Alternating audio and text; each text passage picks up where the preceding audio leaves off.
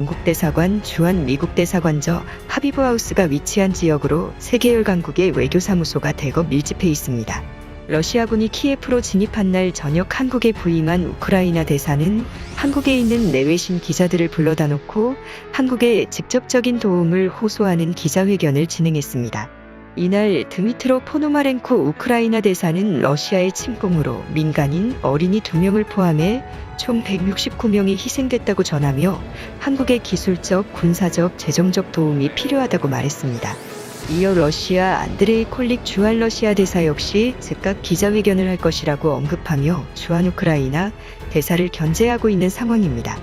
이에 주한 영국 대사, 주한 미국 대사는 각각 주한 우크라이나 대사를 한국어로 직접 응원하는 메시지를 내면서 한국 정동 일대가 러시아, 우크라이나, 영국, 미국의 치열한 외교 전쟁터가 되어가고 있는 상황입니다.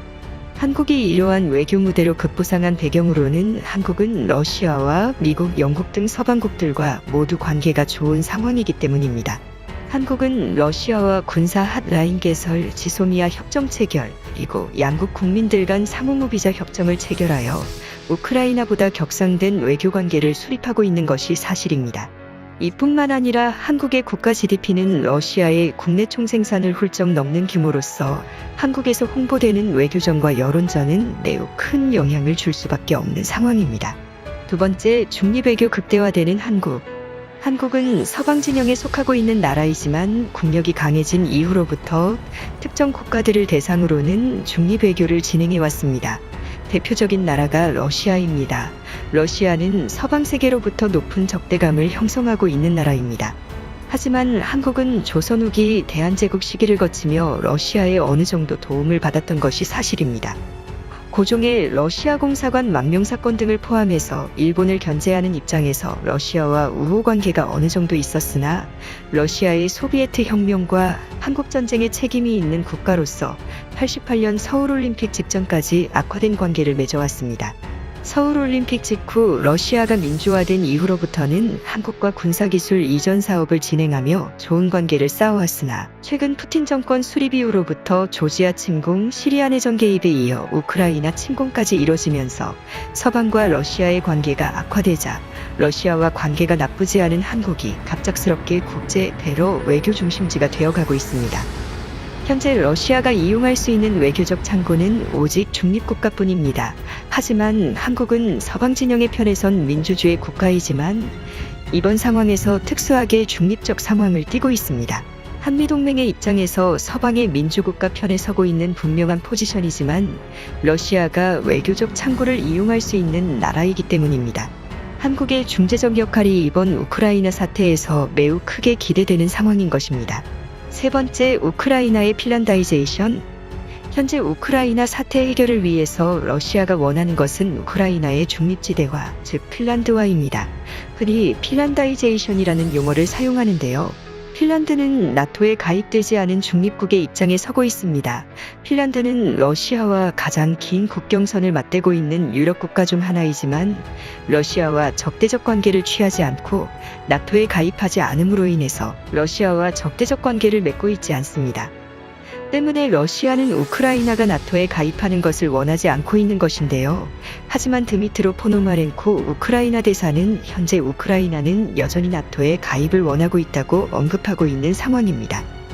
서유럽과 북미권 국가가 만든 러시아를 견제할 초대형 군사동맹체인 나토는 현재 우크라이나와 벨라루스를 제외한 대부분의 유럽 국가가 가입한 상황이지만 우크라이나의 끈질긴 요구에도 러시아에서 가스를 수입하는 입장인 독일을 비롯한 주요 국가들은 우크라이나의 나토 가입 시 유럽에 혼란을 초래한다며 가입을 거부하는 입장입니다.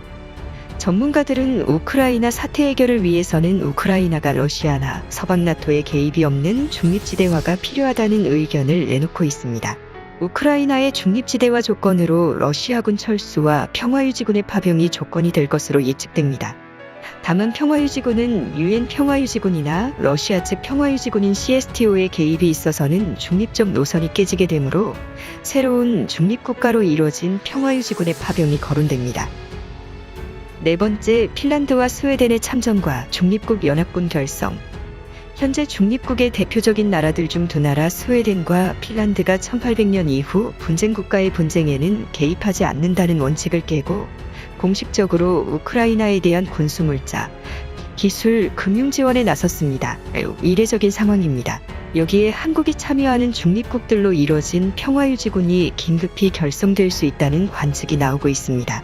유엔 평화유지군도 아닌 구소련 국가들의 CSTO 평화유지군도 아닌 중립국만으로 이뤄진 평화유지군이 만들어질 것으로 예측됩니다. 그 중에 가장 유력한 나라들은 현재 유럽 국가인 스위스, 스웨덴, 핀란드, 오스트리아가 있을 것으로 예상되며 마지막으로 한국이 추가될 것으로 예상되고 있는데요. 스위스, 스웨덴, 핀란드, 오스트리아 모두 나토에 가입되지 않은 중립국입니다. 스웨덴, 핀란드, 오스트리아는 EU에 가입된 국가이지만 중립국의 국가적 컨셉을 유지하고자 북대서양조약기구 나토에는 가입되지 않았습니다. 그런데 스웨덴과 핀란드가 우크라이나를 공식적으로 지원하기로 나서면서 심지어는 나토회의에 사상 최초로 참여를 하면서 스웨덴과 핀란드가 나토에 가입되는 게 아니냐 하는 분석이 나오고 있습니다. 이것은 러시아가 가장 바라지 않는 시나리오인 것입니다. 만약 스웨덴과 핀란드가 참전을 하여 우크라이나 편에서 싸우게 된다면 러시아는 상트페테르부르크를 잃을 수 있습니다. 스웨덴, 핀란드와 더해서 스위스와 오스트리아는 세계에서 가장 유명한 영세 중립국을 유지해온 나라로서 스위스는 나토, EU 모두 가입돼 있지 않습니다. 하지만 이 5개국 모두 인권을 중시하고 중립적 노선을 지키며 군사적인 강대국이자 경제적으로 번영한 나라들입니다. 여기에 추가적으로 한국이 들어갈 것으로 관측됩니다. 한국은 한미군사동맹 러시아와 지소미아 협정을 맺고 있는 나라이기 때문에 우크라이나 평화유지군의 최적합 국가로 평가됩니다. 현재 스웨덴과 핀란드가 1800년 이후로 역사적 전통을 깨고 본격적으로 우크라이나를 지원하겠다고 선언하고 나서면서 러시아로서는 하루속히 중립국으로 이뤄진 군대가 우크라이나에 파견되길 바랄 수 있다는 분석이 나옵니다. 5번째, 부상하는 한국의 역할. 평화유지군이 결성되면 우크라이나의 비무장지대화를 비롯해서 우크라이나가 러시아나 서방 도색에 모두 간섭받지 않는 중립지대를 만들기 위한 작업이 진행될 것으로 관측됩니다. 이미 한국과 주요 국가들은 유사한 사건을 겪었습니다. 바로 동티모르에서 유사한 일을 겪었습니다. 독립된 국가로 독립을 하려는 동티모르의 독립을 막기 위해서 인도네시아에서 개입을 하면서 무력 충돌이 일어나 긴급히 호주를 중심으로 한국, 뉴질랜드 등의 평화유지군이 파병되어 동티모르의 안정화와 평화적인 선거가 이뤄지게 하여 동티모르의 완전한 독립이 이뤄질 수 있도록 성공적으로 평화를 이끌어낸 바 있습니다. 당시 한국은 매우 중요한 역할을 수행했습니다. 다른 서방 국가와는 다르게 인도네시아와 호주 둘 다 좋은 관계를 유지하고 있었기 때문입니다. 당시 호주는 동티모르와 인접국으로서 인도네시아로부터 분리독립을 강하게 지지하다가 발리에서 사상 초유의 테러 사건을 당했을 정도로 인도네시아와 호주 간의 사이는 매우 좋지 못했습니다. 하지만 2000년대 초 한국의 중재를 통해서 동티모르의 독립과 인도네시아, 호주 간의 화해도 이끌어냈었던 좋은 전례가 있는 상황입니다. 때문에 한국은 이번 우크라이나 사태에서도 평화유지군으로서 우크라이나, 러시아, 유럽의 평화유지에 크게 기여할 수 있을 것으로 관측합니다. 한국은 이러한 중재자로서 역할의 경험을 쌓음으로 인해서 국제적 리더십 확보와 평화로운 국가로서의 국가 브랜드 가치 확보를 이뤄낼 수 있을 것으로 관측됩니다. 6번째, 한국의 중립국 모델 가능성. 한국이 이번 우크라이나 사태를 성공적으로 중재를 해낸다면 스위스, 오스트리아, 스웨덴과 같은 아주 부강하면서 군사적으로 강대국인 중립국의 외교적 모델을 한국도 구축해낼 수 있을 것으로 관측됩니다. 현재 해외에서는 한류 드라마를 통해서 한국에 대한 이미지가 크게 올라가고 있습니다.